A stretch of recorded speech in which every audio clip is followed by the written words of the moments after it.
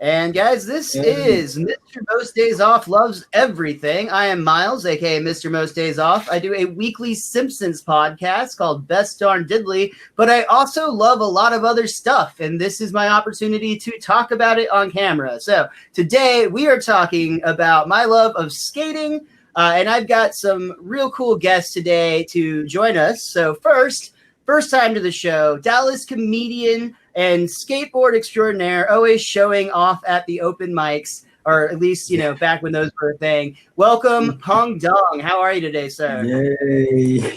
I'm good. How are you? Doing good, man. Really glad that you could be here and excited to talk to you about skating. Yes, I'm excited. And we also have returning to the show. He's been with me a couple times now on this, or is it your second time? You've been this here. is my second. Okay, Yeah, he's also been on Best Darn Diddly several times. But Tovy VonDoom, the runner, the overlord of Bad Secret Media, is that what's your official job title over there?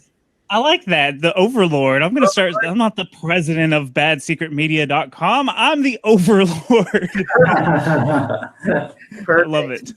So, guys, we're going to be talking about skating today in general, and most specifically because of both of your backgrounds, skateboarding specifically, which I know skateboarders tend to think that's the only real form of skating anyway. So, listen, we're not going to talk about fruit booters, okay?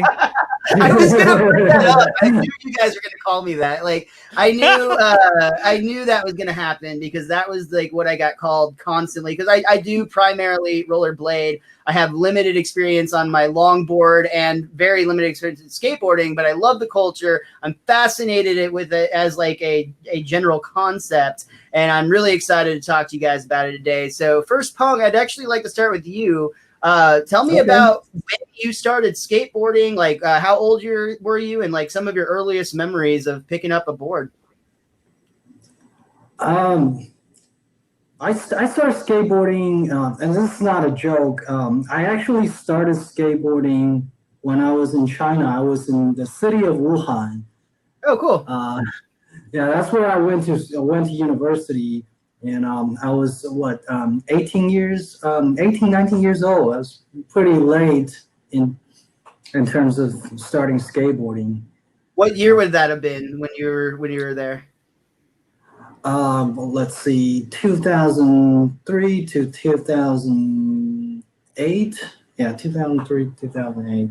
Okay. Yeah. So here, that means that skateboarding had already pretty much blown up and was kind of at maximum height in terms of its popularity and whatnot. That's really interesting that you started in China. Like culturally speaking, like how was what was China's attitude towards skating in general? Was it seen as like punk like it was here, or is it pretty acceptable? Yeah, it's interesting you brought up punk because the city of Wuhan was known as a city of punk rock music at the time when I was in Wuhan, and there's plenty of underground bands. There's really one famous Chinese punk rock band. They are based in Wuhan. They're called SMZB. You should look it up, and they're all skaters. Okay. Yeah. And that was so the music scene actually kind of brought the skating scene to China. Yeah. So at the time there was one skate shop, and the owner of the skate shop, he is about 10 years older than most of us, but he kind of stuck in that punk rock phase and skateboarding phase. He just decided to, bring skateboarding into the scene, and like people are just started skateboarding, and we were like one of the first. I want to say like I was the second generation of skateboarders in China, and there's like older generation, but yeah, at the time it wasn't like popular or anything like that. There's like probably less than 100 skaters in the city. It was cool. Oh wow! It was very small, very tight community. How was like the older generation's reaction to that? Was it accepted by like your parents and grandparents, or like here? And I'm super excited for everything you've said so far because I know Toby's going to have a lot to say, and we're going to get to you soon, Toby. But still with Peng, like here in America, sure, it was always like, it's almost a cliche joke where like the parents are like, you know, you got to quit that damn skating. It's ruining your life or whatever. Was that similar? Well, because it was such a new thing and it didn't have any of that stigma. So people had no idea, like, oh, this is considered bad, or like people doing nothing, like youth doing nothing in America. But like, well, it was mostly looked at as a very positive thing, I guess. Oh, cool. Like you'd be skating in the streets and there'll be like people just gathering watching you, and they're very intrigued by it. Very. Like, yeah, it's like a site, like a show almost. People are like, "Hey, what's happening?" Almost like when you see a street performer doing something cool.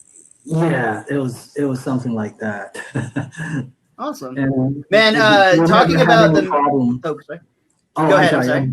Yeah, well, so we never had problems with the police or security guards. They were cool. They were just watching you. They were having fun watching people skating. None of them were bothering me. Completely the opposite in the United States. Yeah. So first of all, I have to say, like, you talking about the music connection with the skating, like you two right here, I have a feeling would be like great friends if we could get you all together, because Toby's actually got a background not only in skating but also in music production, and he's got a real love for like punk rock and metal and those types of things. So Toby, after hearing what Peng just described, I already know a little bit of your reaction, but tell us what you see is similar and what you see is different. So I don't know exactly when I got into skateboarding. I must have been like 12 or so. I'm 31 now, so God, whatever the math is on that, I can't even count that high. Almost 20 years. I know that the first Tony Hawk game was already out. Okay, I know that much. My friend actually was a skateboarder, and I used to ride my BMX bike. I thought I was a BMXer. My bike got stolen. Okay. Oh, that sucks. And I had bought a skateboard. I went up to the skate shop with my friend because I was like, oh, yeah, I'll get a skateboard too. That'll be cool. But then I always rode my bike. My bike got stolen, so I was forced to start skateboarding if I wanted to hang out with my friend. And then once I actually was like, hey, this is actually pretty cool, I fell in love. And then, of course, like with the Tony Hawk games, it opened so much music and stuff, and started to watch all the skate videos and stuff, and just like it's a lot of music has to do. I feel like music just goes with skating, like it just interconnects. I mean, if you look at like the Vans Warped Tour and stuff, there's skateboarding, there's music. I mean, it's all tied together, but yeah, on and off. I mean, I'm a little bit of a big guy now, so I don't get to skate as much as I used to. But at least a couple of times a year, I'm like, I need to step on the board. I need to feel that feeling. That freedom of flight. Yeah, and you know what? That right there is probably one of the reasons I love skateboarding, is how free it is. Like I played football when I was in high school and stuff. I'm in Texas. That's what you do. You play it's football. Required here. They won't let you graduate. But so I hated it. I hated having a coach yelling at me and me messing up, and I've let the whole team down because I'm an idiot and didn't know the play. Skateboarding, who is there to blame? If I don't land a trick, it's my own fault. So I have to get up and I have to do it again. It's real independent.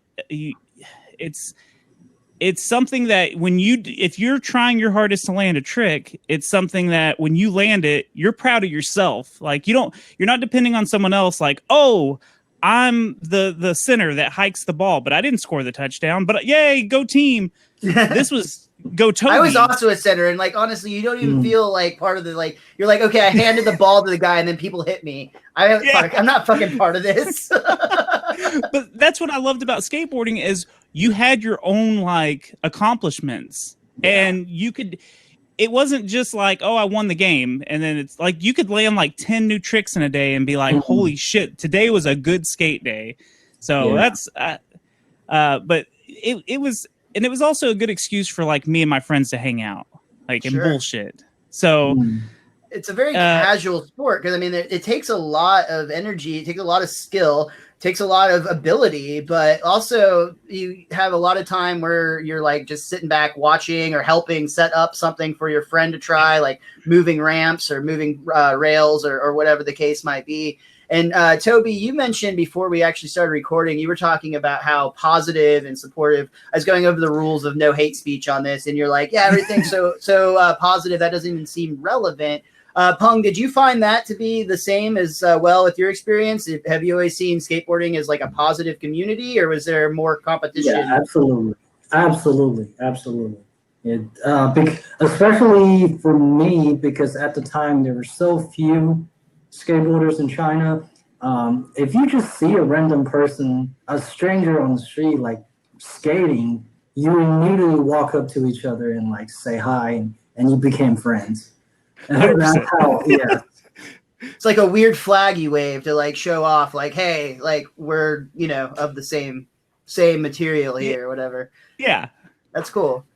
So Peng, you started in China. You said it was like 2000. Did you say like 2003, right, or somewhere around there? What year did you move to America? 2010. 2010. So did you feel like was there any sense of, and obviously there's gonna be culture shock in other areas of life, but specifically trying to like pinpoint your skating and your skating friends and around skating, was there any culture shock that you found when you came to America amongst the skating community? Yes, it was a real big culture shock for me because I started skateboarding immediately as soon as I got to America. But I went to the skate shop. I went to the skate park. It was all kids. There's no way I can make friends with these people, and they're just like so young. Yeah, it's hard to make friends. It's harder to make friends, and like it's harder to skate the streets. You got to go to the park to skate. I feel like in America, this is what you do. It's so hard to skate in the streets. It seems like there's some cities that are built for it almost. Like some of the, like, oddly enough, some like the big, like I know Boston is like just oddly got like weird like things in the streets. That it's like, oh, this is almost like a skater built this. But you're right. Like Dallas specifically, you can't skate here. Like it's like you got 10 feet till you run into a highway. There's a joke in the skateboarding community here. Like some of the pro skaters actually went to China and filmed their parts, and they have a running joke saying there's all the dead skaters died and resurrected and become civil engineers and architects in China and build all the cities. The cities are like built for skateboarding. Like they're giving a gift back to their community. Yeah. It was crazy architecture because the infrastructure in China is very new. And everywhere you go, you find like marble ledges, stairs, parks. There's just like marble, surface. So much easy to skate. That's really cool. That's how, like, you brought up Tony Hawk earlier, Toby, and that's how Tony Hawk would make you believe the world is. Like, I remember I was way into Tony Hawk. I told this story last night to somebody. We were talking, it was Dan Danzy, Peng, you know him, but we were playing some games last night. We were talking about the new Tony Hawk game that's coming out, or the remaster that's coming out next week. And I remember when I was like a freshman or sophomore in high school, there was a morning that I woke up and I had slept. I thought I had slept through my alarm, but it turned out my parents actually were nice enough to turn it off for me. And it's because somebody had called in a bomb threat to my school. And it was like the best day of my life because I got to stay home and play Tony Hawk Pro Skater 2 the entire day. And like, of course, like it's terrible or whatever. But back in the time, it was just like, oh my God, that can happen. Like, that's the best. And it was just because I got to play that damn video game like all day, every day, or for the entire day. And But you're like, it makes you think that like cities are built for skaters, and it sounds like maybe China actually is. Yes, you should watch some of those videos. Yeah, I don't know. If there's you some incredible stuff. have you seen Chris Cole's part in Ride the Sky? I think Zero, the one of the Zero. No, I guess I hadn't seen that one. Yeah, We'll have to hit that up on YouTube. I'll put a link down if I'll find it and put a link in the description when I post this on YouTube. yeah. There are some amazing infrastructures that just makes no sense that it's there. Stuff that looks like a quarter pipe and stuff. Yeah. Yeah, it just makes no sense that it's there right in the middle of a square, and like people just walking around, and it's got to be built by like some kind of skateboarders. It's meant for skateboarding. That's awesome. See, and that's the other thing about like skateboarding though, is you said like, well, the Tony Hawk games make it seem like you can skate anything, like you can grind the telephone wires and stuff in that game. But in reality, skaters are always looking at stuff. Like I'm 31. I haven't skated regularly in at least 8 years, right? And I'll still be driving down the road and I'll see like a stair set and I'm like, girl. Like I look at it like it's a woman. And I'm not going to see it, but like I see the ledges and I'm like, God, I would love to watch someone. Have you looked at the rails on that? Oh yeah, it's so stupid. I remember specifically traces around the city. Like if you see a handrail and you look for like little traces, this must have been grind on. Like this has been someone grind on this handrail. Like I remember we went on a field trip one day and I was sitting with one of my friends that skateboarded with me, and we were looking out the window and we saw all these like loading docks and stairs and stuff. And he was sitting beside me and we just both turned our heads. And I remember seeing him do it. And I was like, you were looking at it too, weren't you? He was like, yeah. It's just, I was thinking.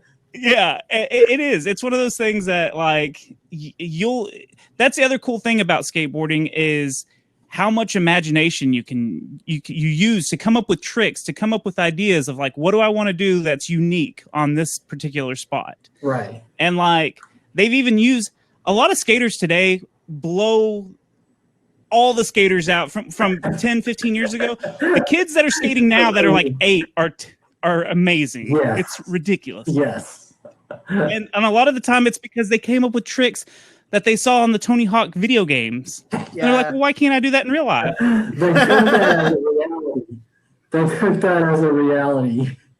Yeah. But it's crazy to be possible, which is cool. Yeah. Yeah. Yeah. And that's all it's the skaters from our generation, basically, like they may have like made it popular and stuff. The kids nowadays, they've taken it to a level that there's no way I could have skated with these kids now. No. It's crazy. Well, a lot of times too, like the videos I watch, it's like the skateboard tricks are being pushed to this whole new evolution, but then also the things that they will skate. Like they've come up with like that ripstick, and I've seen people do crazy things on that thing. Like, and like it is crazy. Like I'm not saying that it's like the same, but like it's these skateboarders that are pushing that mentality. They're like, well, if I could do it on this, like I saw a guy that he did it, like he did this crazy trick, and it was on basically a pallet with like spinning wheels on it, and he like rode it down like in a pool, and it's just like that's not like something a normal rational mind would consider, but like you add that skater vision like you talked about. And also I think it's really cool because there's so much art in skating, not only in the creativity that it takes to come up with the tricks themselves, but we already talked about the music.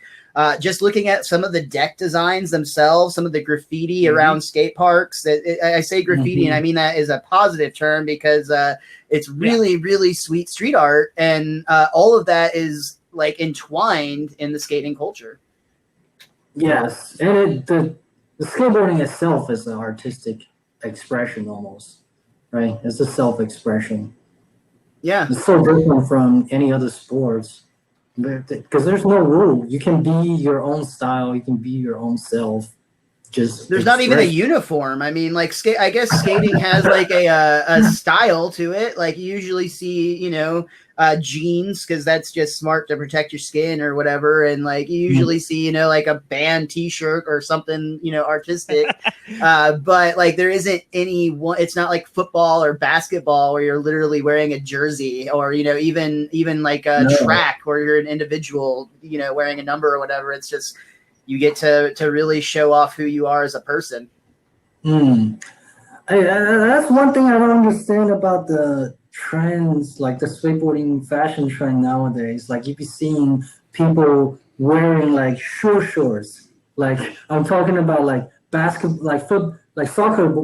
shorts. Booty shorts, basically. Yeah, not these skates and soccer shorts. Like that's not convenient. Like there's no protection at all. So I'm notoriously, I almost never wear pants. I like shorts specifically. And like unless I'm on stage, I that's the only time I really wear jeans, truth be told. But I did recently just actually have my first like major wreck on my longboard, and I messed myself up good. But it's definitely made me reconsider potentially what I should wear while skating in the future. Because admittedly, when I'm rollerblading, I just wear a helmet. Like I'm pretty confident on my skates, so like if I fall, like I feel like I can just roll and handle it, and as long as I'm protected up top, I'm gonna be all right. But like I wrecked hard on that longboard, y'all. They make hills differently in Arkansas. They're a lot steeper. But that does make me want to ask, have you guys ever had like a major wipeout that was memorable that you'd like to share? I've got a bunch of injuries. Would you say that's just part of it? Like you just go in knowing that that's going to happen? Oh yeah. I've sprained my right ankle 3 times, my left ankle twice. Ooh. My finger one time, I didn't see it. I felt it was off to the side like that. Like my hand, it was off, and I could feel, because I came down and landed on my hand and it just bent it, and I could feel it sideways, and I stood up, just went pop, pulled it back into place and screamed, and it swelled up. It looked like I had a sausage for a finger for like a week. It was awesome. I kept falling and catching myself on my hands, and my whole hand was road rash. It was just raw meat for like 2 months. And I started wearing a wrist protector, and what ended up happening, because it's plastic, it's hard plastic, I'd try to catch myself on the ground and my arm would slip, and I started banging up my elbow. I mean, I'm pretty sure I broke my tailbone one time. Oh my God, I dude. Couldn't walk. I couldn't sit down. You mentioned the elbow. I don't even know if mine's still like, no, that's like a month old at this point. So it's almost healed, but it was gnarly, dude. It was deep and it was gnarly. Goobs is making fun of me in the chat for talking about rollerblading, and you already missed them both roasting me, buddy, but that's fine. What about you, Peng? Have you ever had any like major wipeouts? There's one that's pretty serious. I'm still like my left ankle is still not fully recovered till this day. How long ago was it? That was more than 10 years ago. I tried to ollie this little staircase, and there's a sidewalk. I got overly ambitious. I tried to ollie the staircase and the sidewalk, but I ended up stuck my front foot in the ditch. Oh no! Just caught it and just rolled over it, and just it just swelled so bad. It was like a pig foot. How long did it take you to get back on the board? About a couple months. It just kills me not being able to skate. And I think I made the wrong decision to get back on boards. And even though it's not fully recovered, and I injured myself again. Yeah. It's so hard, dude. It's so hard to wait.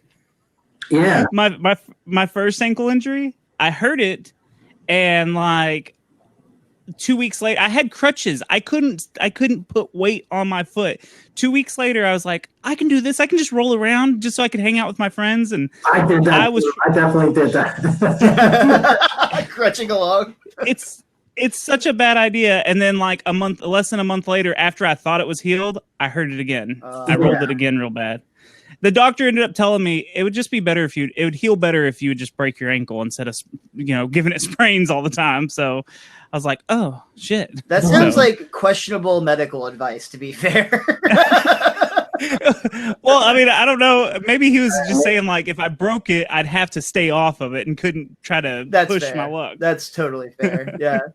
Another cool, like we've already talked about the art and whatnot, but another kind of cool crossover is the filmmaking that goes along with, because before even Tony Hawk, I again started rollerblading before I ever got on a skateboard, but I also would go to the skate parks and the skate shops. And like one of my favorite things about going through the mall was at the van store, they'd always have these dope like skating music videos playing up on the TV screens and everything. And Tovy, I believe you told me a long time ago, and correct me if I'm wrong, but first of all, I know I'm not wrong about this. You are a filmmaker. You've made several short films. You sort of, yeah. I'm a wannabe filmmaker. You've made short films, so therefore you qualify. You can continue to get better at your craft. But I believe you told me that it was actually skateboard videos that was your start into skateboarding. Or I'm sorry. Yes. So you just watching skateboarding videos, like I wanted to make that for me and my friends. I wanted to have like a memory where we could go back and see like the stuff we did when we were younger. And it was just kind of something I wanted to do. So I started learning how to edit and film and stuff. Had this real shitty camera, and I got into editing, which by this time I'm a teenager and I got a lot of angst and stuff. And so I start watching movies like the Kevin Smith movies or Quentin Tarantino movies, and I start seeing like these stories and how they're filmed and like the behind the scenes stuff. And I started falling in love with all of that because I was kind of doing that. And so and we talked about this when we talked about Kevin Smith. Yeah. So skateboarding led me to wanting to make movies, and skateboarding also got me twisted into music, and that's how I wanted to get into sound production and stuff for bands. And so skateboarding is really the core of everything that is me. Wow. When it comes down to it, like all the way to the podcast, because that is profound. That is very profound. That's really cool. Without skateboarding, I don't think I would even be close to being the same person I am today, because it opened up these like, oh, there's different music out there than what's on the radio. And some of it's like relatable to me, just some of the punk music or some of the metal music, whatever was on the Tony Hawk games. It was like, oh shit, I relate to that. And, again, it just opens so many doors. And watching skate videos, that is the most motivational thing you can do if you're a skater. Because you'll watch your favorite skaters, you'll watch their parts over and over, and then you're like, that's it. I'm going out there. I'm going to go kickflip this 15 staircase right now. And you can't even ollie down it. Like you get all this confidence boosted because you watch these guys that are kicking ass on these videos, and then you hear this cool music on top of it and everything. I don't know. I'm getting excited just talking about it, and I'm not even watching. Sounds like you need to keep filming, dude. Like you get so into this, I feel like you would make other skaters look totally hype, man. Like that would be cool. Peng, I see you nodding along with Tovy. Do you have anything you want to add to what he's saying about videos? Yeah, since we're talking about filmmaking, we cannot not mention Spike Jonze. Oh hell yeah, yes. dude! Spike Jonze was a skater. And he used to film all these girl crews, the chocolate, the Yeah Right video. Best video ever. Yes, Yeah Right and La Kai, the one with the explosion. Eric Austin, right? Exploding. The scene was exploding. It's like running through the wall, and there's explosion everywhere. Yeah, slow motion. He was actually the first one filming skateboard videos with the fisheye lens, and that Yeah, that was he was the first. He pioneered that. Dude, style. that is such a cool. Like that's now like a like I don't want to use the word cliche because it's not. That sounds derogatory. I mean it in a positive way, but that's like a shot you see in every skate video now. Is like somebody like coming down a rail at like the fisheye lens, and like it gets all like distorted as they go by, and then they zoom back out, and that's like a classic like skateboarding trope now. It seems he pioneered that style, and I think. Was it Sonic Youth? Sonic Youth saw his skateboarding video and they're like, we want this guy to direct our music video. And they found Spike Jones. And he was still a kid, a young kid. And he was like, holy shit, Sonic Youth wants me to direct the music video. And that's how he got into, filmmaking. That's really cool. And I know that he also got connected with like the Jackass guys in the 90s or 2000s, whenever that show is like at its height of popularity. And say what you will about that show, there's a lot of stupidity in it, but it also did spread the popularity of skating because almost every guy in that troupe or group or whatever you want to call them, they were skaters or they were, they did some sort of skater. Damager, they're all skaters. And Bam Margera's helped get Element on the map. Element wasn't like, I don't feel like Element was a big brand until you started seeing all the Bam merchant, all the Bam real big on the Element skateboards. And hell, it suckered me into buying. I had a Bam Element skateboard. I mean, that's just how popular it was. That's cool. Well, and I mean, like those guys too, like you're talking about the creativity of, looking for what you can do with a skateboard. I think in some ways they just took that to like the next level, like we were talking about. They're like, well, if we could do that on a skateboard, what if we did it in a shopping cart and we filmed it and we put it to the tune of some dope punk music and like put it on TV? And lo and behold, it became a how many movies do those guys have now? They've got at least 3 movies. 3? Yeah. Steve-O has gone on to make himself a decent career in comedy. Bam Margera had a TV show forever. Johnny Knoxville's still making movies. Like they took this skateboard culture, they turned it up to 13, and then they made it work for them. Yeah. Who skater that's also a stand-up comedian? Kyle Kanan. Really? I didn't know that. He's a skateboarder, and he still is. That's awesome. He still skates. Yeah.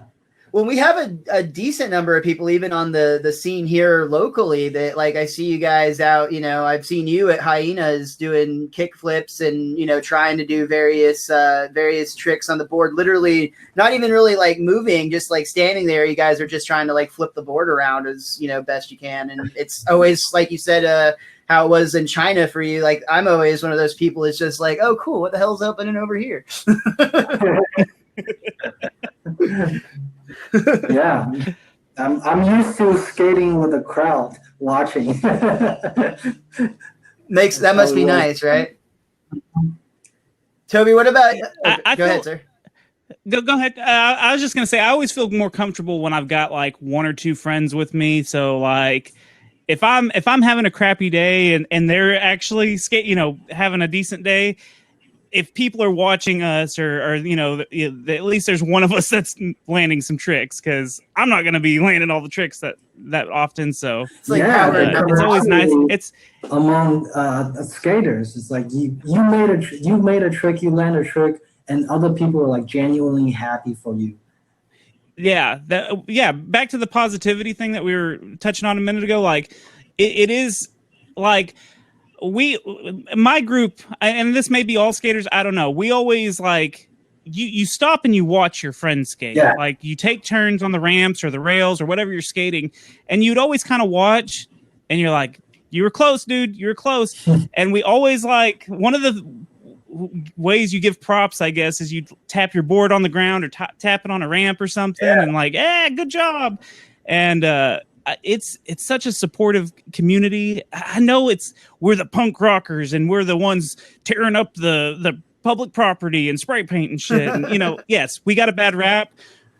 there's some idiots out there that, you know, take it to the extreme. A small number of people always seem to like, ruin everything, regardless of what it is. Yeah. So skating's no different. And you know, if you see like in a, oh, I'm sorry, go ahead. if you see like in a movie, you'll see like the skater punks are tearing up shit and stuff. But like in reality, it's like a small group of friends, and yeah, they may not like the outsiders, but like it's a tight group of friends. Like if you have a board, you're probably like he was saying earlier, if I see a skater out like skating by my house or something, I'm gonna be like, hey, What's dude, up, man? how long you been skating? Yeah, I don't, and it doesn't matter which I have a funny story of me pulling over because I saw little kids trying to ollie in his front yard. I pulled over. I was driving down the street. I pulled over and I said, hey, dude, I've got a skateboard in my trunk. Can I teach you how to ollie? That's awesome. Because I carry a board. So cool. I carry a board with me. Yeah, just hop in, kid. I've got skating stuff. No. So, okay, I didn't realize how weird it is that a 31-year-old big husky guy stopped to teach this maybe 10-year-old kid how to skateboard. But I stayed out in the street. He was in his yard. I didn't want him to be freaked out because I just genuinely wanted to teach him how to ollie. And because I was driving by and I could see what he was doing wrong. And I stopped and I keep. We're so glad to see you out of jail, Toby. It's really nice to have you back. But see, I didn't realize like how creepy it appeared, like, because in my head it's just like the supportive community of like, oh, a fellow skater, because I was always the guy that couldn't do the tricks, but I would be like, hey dude, maybe if you put your foot a little bit further back when you flip the board, you'll be able to flip it right. Like I can give advice, I can visually see it, my stupid ass just can't do it. So that's just one of those, like, I feel like there's more people in the community that are like that than not, you know, that are more supportive. Were you going to say something on that same note? Yeah, actually, some of the older skaters, like skaters are our age, they're still skating today, but they chose to make it into a career as like instructors, skateboarding instructors. That's cool. Teaching little kids. I have a friend like that. He's also a stand-up comedian, and his daytime job is to teach kids how to skateboard. Like that's a really rad job. Actually, that reminds me of two things I read recently on, I want to say Instagram, and I don't know how true this is at all, but I will say real quick that if you're not following Tony Hawk on Twitter, you are missing out, because the dude is hilarious. He like roasts himself all the time. He talks about all the times that he'll go places and like people won't recognize him, and it's just really, really funny. But I also, this is very similar to what Toby just talked about, but I just read this story on Instagram. I want to say it was written from the perspective of a father with a really young daughter that was like interested in learning how to skate. And basically he talked about how he went to a skate park and he walks in and he's got her the pads and the skateboard, and he looks in and he sees nothing but like sketchy looking teenage boys essentially. And he's like already having to like mentally prepare to like, you know, tell them to be nice to his daughter and to like not kick her off the stuff. And like, he's already like dreading these conversations that he's going to have. But he actually wrote that it was the exact opposite experience. He actually wrote about how it was really amazing to see like teenage kids would come over and be like, hey, can I show you something? And like, they would actually make sure to like clear, like, hey, you know, clear the ramp while she tries this so that she doesn't, you know, because she's much smaller than we are. And just like how much they actually stood up. And like, you know, from this father's perspective, he's like, you know, I'm already taking my daughter into she's kind of shy and she's going into a male dominated sport. And to see these guys, you know, take the time out of their skate session to like welcome her with open arms just like meant the world. And it also meant that she came back because she had a positive experience. And I just think that's you know, the type of stuff that you don't hear as often, and especially in media, movies, as you pointed out, Toby. Skateboarders are always the bad guys in every 80s movie ever. The bullies would skateboard up, and you know, they would be the punks. Essentially, it was either skateboards or motorcycles, always. Oh, wow. That's true. The bad boys are on skateboards and motorcycles. Watch out. And they're still getting all the women to this day. I know. That's definitely not true. I can attest to that. Dude, you've got some actually pretty amazing videos. Toby, you sent me one earlier. And another thing that I really appreciated is there's also elements of comedy in skating videos, which, again, Peng's a comedian. And you've actually, I've seen your open mic set a couple of times, Toby. You've given it a shot. So, you know, you can put your feet in the water. But I like how I've seen your videos have included elements of comedy, and even some of the like the professional videos. Like, there's so many organic moments, since the filmer is whoever's recording essentially is catching moments in between where people are busting each other's balls or doing whatever. And like Toby put a random shot of him missing a golf swing, which had nothing at all to do with anything in the video, but it was organically just really funny. And I think that that's also just demonstrates another aspect of skating being in its own like weird pop culture bubble that somehow connects everything. I feel like, and because I'm the editor, I edited that clip. And if you watch my friends' clips that I edited like that together, they have goofy shit that they're doing, you know, pranking each other or whatever, right in the middle. Like, they may kickflip a stair set or something, and then the next thing you know, they're nut tapping someone, you know, and like, it's just, but it's because, like, to me, I feel like that was part of that moment of skating and like us having a good time. Like, me missing that golf ball was so stupid, but so funny. We laughed about it for like 30 minutes. And I was like, well, that's got to be in my part. That's got to be in my skate part, because it was a good, fun memory. That's what we're out there busting our ass trying to land these stupid tricks for us, having a good time. And then we have the goofier moments in between all that, you know? So I feel like those moments get added in there just because it's the whole entire thing. It's not just when you're on the board, because you're having fun and hanging out with your buddies doing the rest of it too, you know? So it's not just skateboarding. It's not just landing tricks. Remember, people used to make videos of skaters just landing tricks over and over, landing tricks. And then some people decide it's a good idea to show when we fall, right? Yeah. Yes. And then there's videos with like random footages, but they're just funny, right? Like the Baker video, Baker has a death wish. Yeah, I think those videos probably pioneered that style of just incorporating random footages of like skateboarders pranking each other. Some of them like drunk. You know, there is some serious in LA, like some funny moment, funny interaction they had with the homeless people or the security guards. It's all kinds of security guard videos those are always good. Fun. There's some seriousness in skateboarding too, like in the Flip Sorry video, Ardo Sorry, skater, had a really bad fall, hit his head, had a bad concussion, started throwing up and stuff. It was so bad that they don't show the clip. They show it in a cartoon. They show it as a cartoon. And like, this was a serious like injury, you know, he had a concussion and stuff.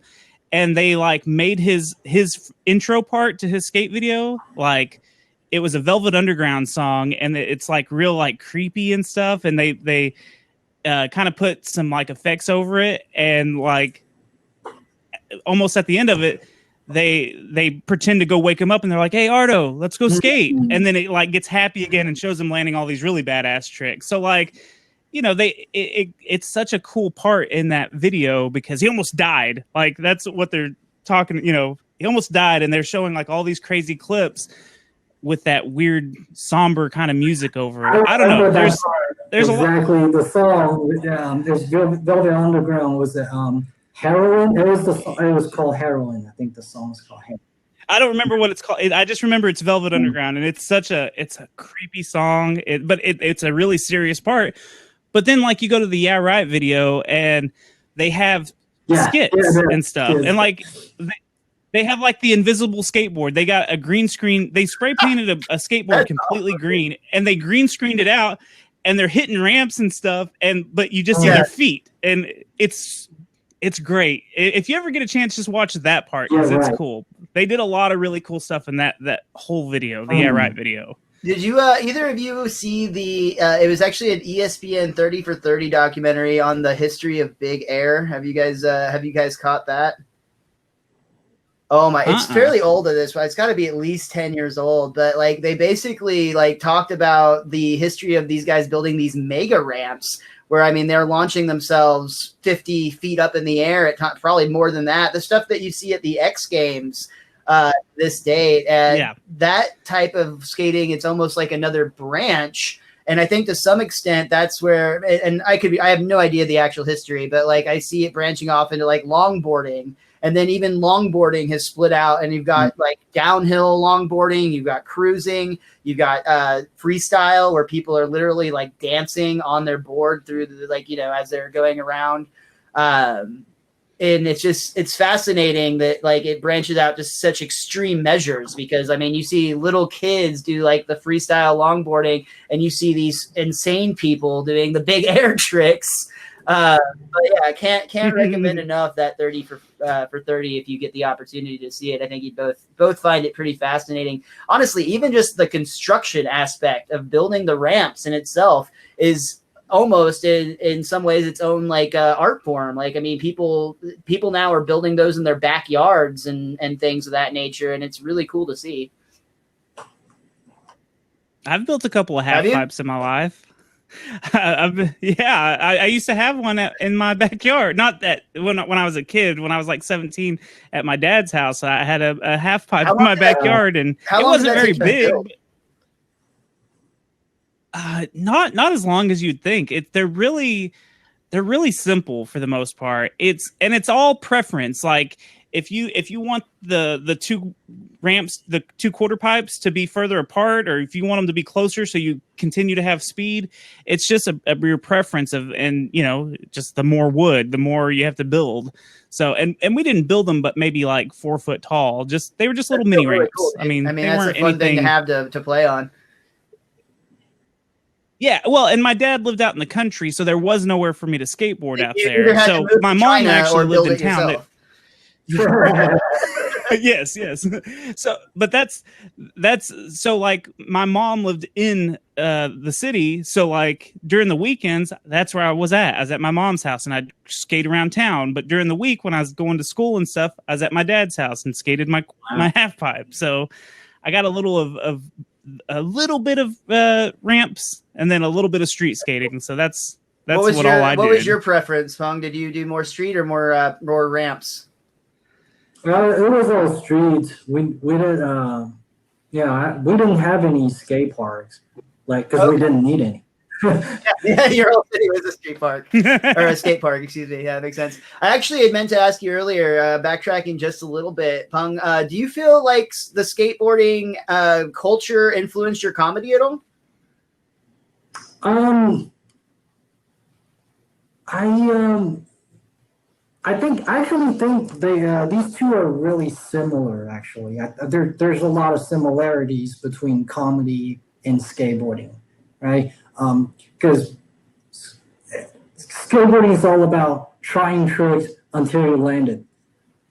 You know, telling jokes is like all about trying a new joke until your joke lands. You even use the same terminologies, right? You're landing a joke, you're landing a trick. It's all the same, and it's a part of it is muscle memory. A part of it is just envisioning you envision yourself succeed. You in your head, you're envisioning you do this trick. In your head, you're envisioning you do these, jokes in front of people. Where do you pause? Where do you throw your punchlines? All that. Yeah, it's very, very similar. That's really that's profound. Like you mentioned, Toby's the comment was profound earlier. That to me was mind blowing, because I was like, wow, there is a lot of terminology, and you're absolutely right. It's like you have to picture it. you have to even like map out, and even like it might be a matter of just making the slightest little tweaks. Like, okay, I technically pulled that off, but what if I put my foot here instead of here? And like, just like you might say, what if I put a pause here before I punchlined here or whatever? Exactly. Yeah, and then you learn a lot. You could also learn. It's very similar, right? Comedy, you learn from your failure. You learn from bombing. Skateboarding, you learn from fail. The pain, the physical pain, teaches you. Oh, yeah, I learned something recently. Yeah.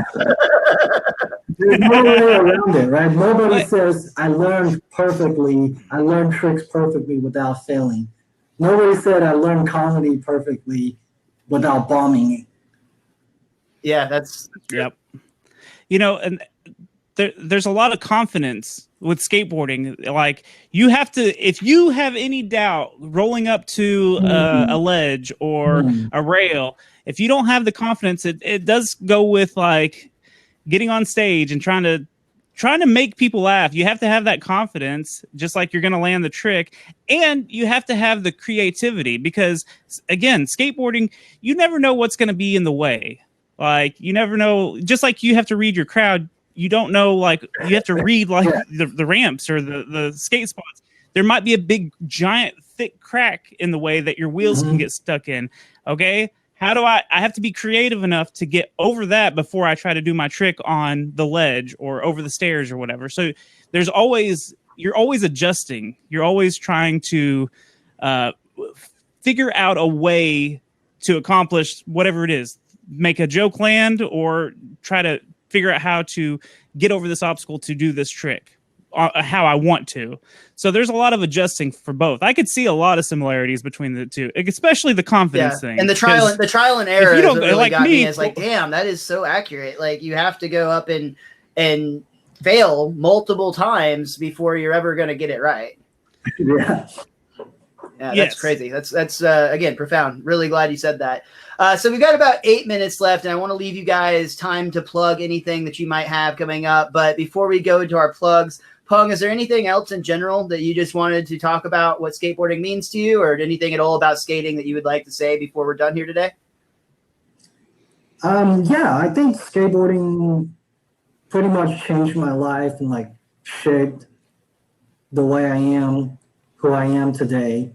Because like when I was in China, this is like we had the internet, but we know nothing about the outside world. We didn't have Western film. We didn't have like very limited access to Western film and Western music. And skateboarding just opened the entire world for me. Wow. And yes, it changed who I am.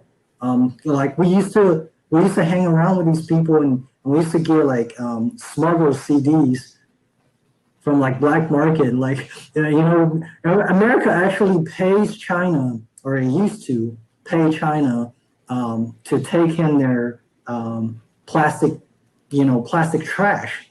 Like, we have all this excessive plastic trash. We'll pay you money, please take it. And there's a lot of CDs and cassettes in those trash, and people that. Oh my gosh, what a good side hustle! Yeah, and selling in the black market. We were like one of the small groups that had access to it, and it just opened the entire world for me. That's awesome, dude. That's both incredible to hear, just that whole market existed. Again, that's brilliant in so many ways. But then just to hear how positive of an impact it had on you, it's really cool. And I'm glad that you're here to talk about it today. And again, I'll give you a minute to plug some stuff here soon. But Toby, same to you, sir. Is there anything that you want to talk about that we haven't brought up today about skateboarding in general? I mean, I think I said it earlier, without skateboarding, like, a lot of my interests would be completely different now. Like, I don't know. I know for a fact I wouldn't be the same, just because, like I said, music, filming, just all of it together. And, we didn't even touch really on the pop culture of skateboarding and how much, like, Bart Simpson, he's on a skateboard. Oh my God, I love Rocket Power. Think of, there's so many cartoons. There's so many, like, characters that you love that skateboarded and stuff. There's even the guy that was on Survivor that brought his skateboard or something. Do you remember this? And that was Survivor his item. show? That was his one thing, was a skateboard. He brought a skateboard, and there's just so much with it. Like, there's some celebrities that people don't think about as professional skaters. Tom Green was a professional skater. Since you brought it up, I happen to have I have the Bart Simpson, and he comes with his little cardboard skateboard. But like Jason Lee, he was on My Name Is Earl and stuff. He's a skateboarder. Like, there's just a lot of skateboarding, and I don't think people realize how big of an effect Vans Warped Tour. I know I said it earlier. Many people went to these things, and like it was said earlier, it's a fashion trend now. I see so many people wearing Thrasher shirts, which is it's a magazine company. I guarantee you, if I said, "Do you know what Thrasher is?" They'd be like, "I don't know. It's a cool shirt." It's a damn magazine, dude. Like, come on. So it's part of pop culture now. I don't hate it, but at the same time, it makes me cringe a little. The old skater kid in me is like, poser. But I love it. I love that the culture is still going, even though I'm getting older. I hope it continues, even if it's just a fashion trend. I want to see it keep going, because it'll come full circle and be super popular like it was in the early 2000s. Again, also glad to have you, Toby. You know that. Real quick, Peng, is there anything you'd like to plug? Social media? Any comedy you want to promote? Anything of that nature? No. That's fine. You're all set? All right, Toby, I know you've got lots to talk about, because you are, what do we call you? The overlord of Bad Secret Media. Overlord. Tell us about Bad Secret Media. Plug all your stuff, my friend. So here's the easy spot to go. Go to badsecretmedia.com, and you'll find my 2 podcasts I do and some of the other things I do. I do a conspiracy, paranormal, cryptozoology. There it is, The Secret Club. So it's the Secret Transmission podcast. It's a satire podcast where we make jokes and stuff, and we talk about spooky stuff. Then I do the Secret Levels podcast, which is a retro Should we get Goobs in here to video do your game plugs, review show? You're fucking this up pretty hard. Yeah, I know. I can't do it. Goobs is my co-host. He's actually been watching. Yeah, we've got a bunch of episodes on both shows. Good times. I do a lot of other stuff, but it's and again, important. Thank you guys so much for being here. I had an absolute botch of mania. I had an absolute blast talking with both of you guys. So thank you so much for being here today to talk to me about skateboarding. This has been Mr. Most Days Off Loves Everything. I do the show every Friday from 4 to 5, and then you can find it on YouTube after. But come and join and hang out in the chat every Friday. I have no idea what I'm talking about next Friday. I should probably figure that out pretty soon. But that's for future me to worry about. Also, check out my Simpsons podcast, the Best Darn Diddly Review Show. You can find that at bestdarndiddly.com. That's DIDDLY. And until I figure out what I'm doing, until next time, be cromulent to each other. Okay.